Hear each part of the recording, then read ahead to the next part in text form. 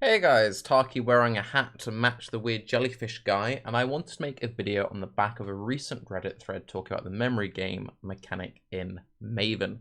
I've broken down my three main issues with memory style mechanics as they've currently been introduced in Path of Exile, because the conversation has arisen of will we see more of these memory style mechanics in PoE in 3.17.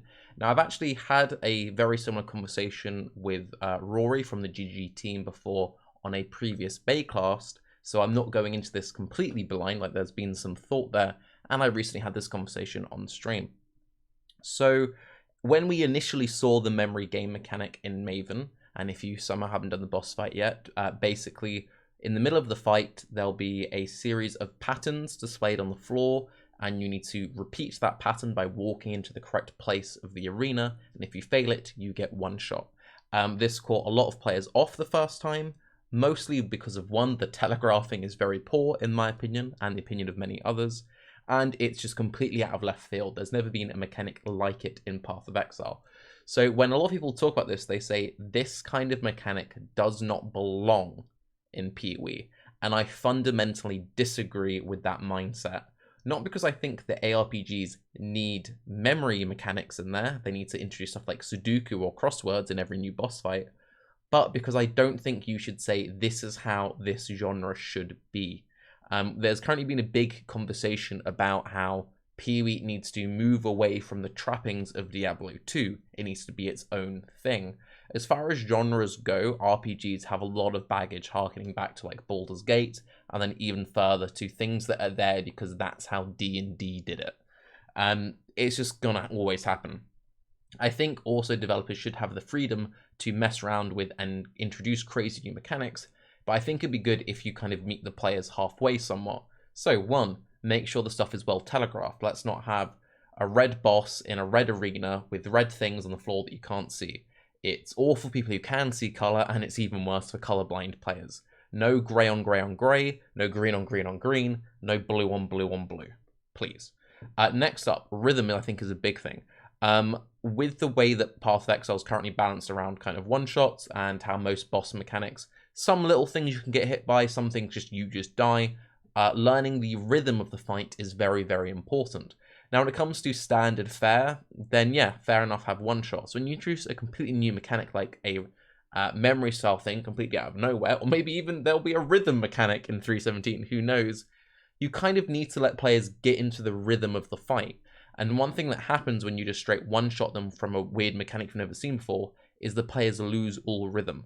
In softcore, you still have more portals to go back in there, but you lose the rhythm of doing the memory thing, and you'll have to do X many more minutes of the fight until that phase happens again.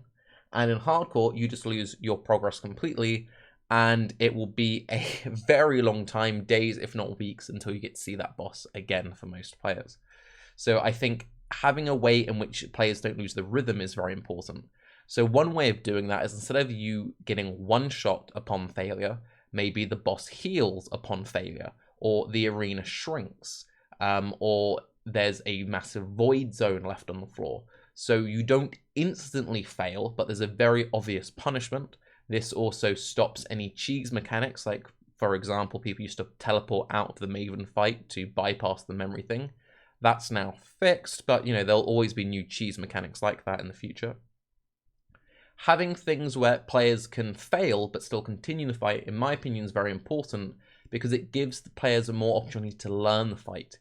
Even if failing that memory game means that that fight is a wipe, letting players continue to struggle and fight for several more minutes does give the opportunity for them to just barely get the fight by the nick of their teeth, but it means that the player is more likely to succeed next time they go into the fight because they've had more time to experience it.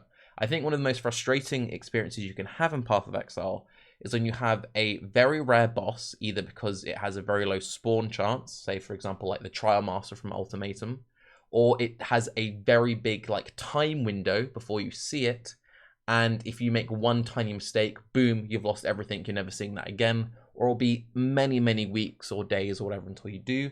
A lot of players will only see the boss once, some might not even see it at all in many leagues if you look at the original implementation of something like All. Maintaining rhythm, in my mind, is very important. Finally, Intuition. Boss mechanics should be intuitive. So Shaper is an amazing fight. It's super intuitive. Nearly everything's very clearly telegraphed. Everything he's doing makes sense. It's Zeri, amazing fight. The Reflect can catch you off, but other than that, super excellent fight. Still hands up all these years later.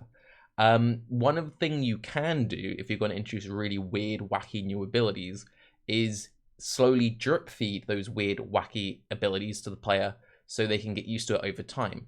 In MMOs, if you've got a boss with a really weird mechanic, what's often something you'll see is throughout the raid or throughout the dungeon, you'll see small pieces of that mechanic. You'll see small parts of the boss's fights on either mini bosses or through enemy monsters in the fight. Then when you get to the big bad, it all comes together. There'll be new special mechanics that you've not seen before, but you know, you kind of get used to like, oh, I've noticed that whenever I do this fight, there's weird laser beams, and now when the boss fight, there's all the laser beams. This is cool. So maybe if this guy has the like Guardian system we've seen with Shaper and Cirrus, etc., we've got to defeat his 4 underlings before you fight him. Maybe spread some of his weirder abilities amongst the underlings, so you kind of get used to them, and then when you fight him, you get to see them all together at once with a few extra things, so that you're not completely caught out there when it's like, complete this Sudoku puzzle or memory game or whatever. This is something which Path of Exile's done before with Uber Elder, actually. So Shaper, super intuitive fight. You've killed it a few times. You've had it for a couple of years. You've gotten used to the fight. Elder, you've had the Elder fight for a few leagues. You've gotten used to it. Uber Elder comes out, and now you're taking these 2 known entities, Shaper and Elder, and now you're having to go against both of them, which is the unknown. It's very difficult, it's very exciting, but at the same time, it's just familiar enough that you're not completely lost. And I think having that slight sense of familiarity is quite important in boss fights, because it means that you can afford to be even crazier and even more out there. If you've slowly taught players to expect certain mechanics, then you can be more ridiculous because the player has had more like time to prepare for it. And you could even like subvert those expectations. Kind of like how, you know, in something like Dark Souls, you'll have enemies with very obvious telegraphs in their attacks, very obvious tells, and then the player gets used to that, and then suddenly you introduce a new enemy which has fake outs. And it's like, whoa, I thought I knew what I was doing, but now it's just kind of crazy and out there. You can kind of do fun stuff like that. But yeah.